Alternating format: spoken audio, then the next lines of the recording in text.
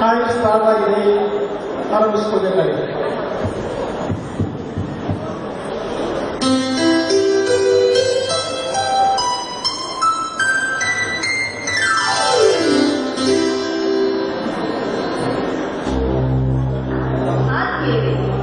ಎಲ್ಲರಿಗೂ ನಮಸ್ಕಾರ. Code number 9 ಪ್ರಸ್ತುತಪಡಿಸುವ ಯೋಧನ ಆತ್ಮ ಹೇಳಿದ ಕಥೆ. ಈ ನಾಟಕ 2007ರಲ್ಲಿ ವಿಜಯ ಕರ್ನಾಟಕ ದಿನಪತ್ರಿಕೆಯಲ್ಲಿ ಪ್ರಕಟಗೊಂಡಂತಹ ನೈಜ ಘಟನೆಯನ್ನು ಆಧರಿಸಿದೆ. ನಾಟಕದ ದೃಷ್ಟಿಕೋನದಿಂದ ಕೆಲವು ಕಾಲ್ಪನಿಕ ಸನ್ನಿವೇಶಗಳನ್ನು ಬಳಸಿಕೊಳ್ಳಲಾಗಿದ್ದು, ನಾಟಕದಲ್ಲಿ ಬರುವ ಪಾತ್ರಧಾರಿಗಳ ಹೆಸರು ಯಾವುದೇ ವ್ಯಕ್ತಿಗೆ ಸಂಬಂಧಿಸುವುದಿಲ್ಲ. ಯೋಗ ಮತ್ತು ರೈತ ದೇಶದ ಎರಡು ಕಡೆಗಳು. ಇವತ್ತಿನ ಈ ವ್ಯವಸ್ಥೆಯಲ್ಲಿ ಒಬ್ಬ ಯೋಧ ಅಥವಾ ರೈತ ಮೃತಪಟ್ಟರೆ ಅದು ಸುದ್ದಿಯಾಗುವುದೇ ಇಲ್ಲ. ಬದಲಿಗೆ ಪ್ರಭಾವಿ ವ್ಯಕ್ತಿಯೊಬ್ಬರ ಸಾವಿಗೆ ಇಡೀ ದೇಶ ಸಂತಾಪ ಸೂಚಿಸಿ ಶೋಕಾಚರಣೆಗೆ ಇರುವುದು, ಸರ್ಕಾರದ ಘೋಷಣೆಯಾಗುವುದು ನಾಚಿಕೆಗೇಡಿನ ಸಂಗತಿ.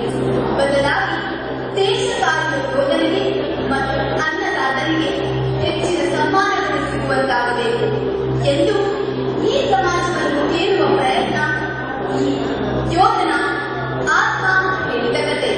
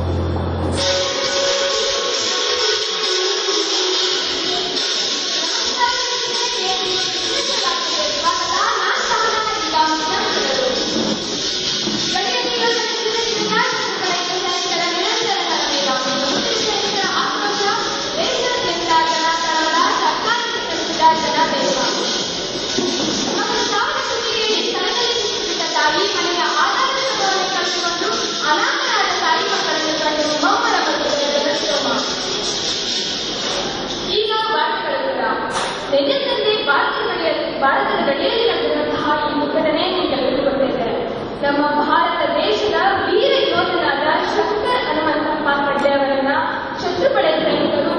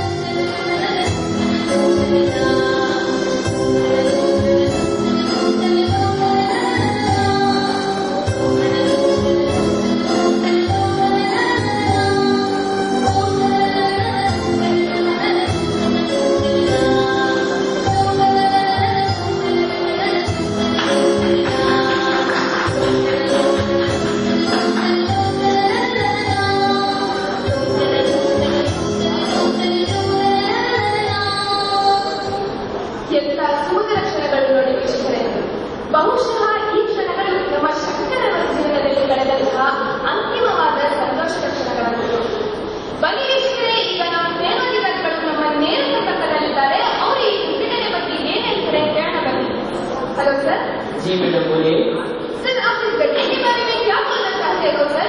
मैडम हम लोगों को 8 दिन के पहले पाकिस्तान से आतंकवादियों घुसने की खबर मिली थी।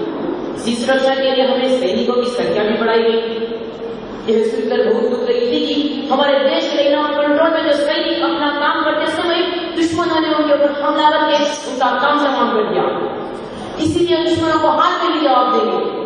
यह सुनकर शहीद हुए सैनिकों की आत्मा के लिए शांति मिले, इसलिए भगवान से प्रार्थना करते हैं मैडम। ಧನ್ಯವಾದಗಳು ಸರ್. ಇದು ನಮ್ಮ ಸೇನಾಧಿಕಾರಿಗಳು ನೀಡಿರುವಂತಹ ಮಾಹಿತಿ. ಬನ್ನಿ ವೀಕ್ಷಕರೇ, ಲೈನ್ ಆಫ್ ಕಂಟ್ರೋಲ್ ನಲ್ಲಿ ಕಾರ್ಯನಿರ್ವಹಿಸುತ್ತಿರುವಂತಹ ಮತ್ತೋರ್ವ ಯೋಧ ಹಾಗೂ ಮೃತ ಯೋಧನ ಸ್ನೇಹಿತರಾದಂತಹ ಅವಾರ್ದ ದರ್ಶನ್ ಶರ್ಮಾ ಅವರು ನಮ್ಮೊಂದಿಗೆ ನೇರ ಸಂಪರ್ಕದಲ್ಲಿದ್ದಾರೆ. ಅವರು ಈ ಘಟನೆ ಬಗ್ಗೆ ಏನ್ ಹೇಳ್ತಾರೆ ಕೇಳೋಣ ಬನ್ನಿ. Hello sir. ಹೇಳಿ ಸರ್, ನೀವು ನಮ್ಮ ಮೃತ ಯೋಧನಾದ ಶಂಕರ್ ಅವರ ಸ್ನೇಹಿತರು ಅಂತ ಕೇಳ್ಕೊಳ್ತೀವಿ. ಈ ಘಟನೆ ನಡೆದಾಗ ನಿಮ್ಮ ಜೊತೆಗಿದ್ದೀವಾ? ಈ ಘಟನೆ ಸ್ವಲ್ಪ ವಿವರಿಸಿ ಹೇಳ್ತೀರಾ ಸರ್? ನಾನು ಮತ್ತು ಶೇಖರ್ ಒಂದೇ ಕ್ಯಾಂಪ್ನಲ್ಲಿ ಕೆಲಸ ಮಾಡ್ತಿದ್ವಿ. ತುಂಬಾ ಧೈರ್ಯವಂತ ಅವನು. ಅವನಿಗೆ ಯುದ್ಧ ಅಂದ್ರೆ ತುಂಬಾ ಇಷ್ಟ. ಅದರಲ್ಲೂ ಶತ್ರು ಪಡೆ ಪಾಕಿಸ್ತಾನಕ್ಕೆ ತನ್ನ ರಕ್ತದ ತಾಕತ್ತನ್ನು ತೋರಿಸೋ ಹಂಬಲ ಅವನಲ್ಲಿ. ಅವನು ಯಾವಾಗಲೂ ಒಂದು ಮಾತು ಹೇಳ್ತಿದ್ದ, ಅಕಸ್ಮಾತ್ ನನ್ನ ರಕ್ತದ ತಾಕತ್ತನ್ನು ತೋರಿಸೋ ಸಂದರ್ಭದಲ್ಲಿ ಸಾವು ಏನಾದರೂ ಎದುರಾದ್ರೆ ಆ ಸಾವು ಕೂಡ ಕೊಂದು ಮುನ್ನುಗ್ತೀನಿ ಅಂತ. ಅಂತೂ ನೀವು ಮನೆ ಜೊತೆ ಮಾತಾಡ್ಬೇಕಾದ್ರೆ ನನ್ನ ಬಂಕರ್ ಕಡೆ ಹೋಗ್ಲಿಕ್ಕೆ ಇಲ್ಲ. ಒಂದು GPS ಬರ್ಕೊಂಡಿದ್ದು ಮಾತ್ರ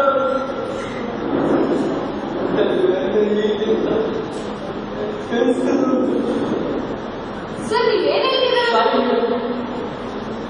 ಮಾತಾಡ್ಲಿಕ್ಕೆ ಆಗ್ತಾ ಇಲ್ಲ. ಧನ್ಯವಾದಗಳು ಸರ್. ಬಹುಶಃ ಅವರು ಭಾವುಕರಾಗಿದ್ದಾರೆ. ದೇವರು ಮೃತ ಯೋಧನ ಕುಟುಂಬಕ್ಕೂ ಮತ್ತು ಅವರ ಸ್ನೇಹಿತರಿಗೂ ದುಃಖವನ್ನು ಭರಿಸುವಂತಹ ಶಕ್ತಿ ಕೊಡಲಿ ಅಂತ ನಾವು ಪ್ರಾರ್ಥಿಸೋಣ.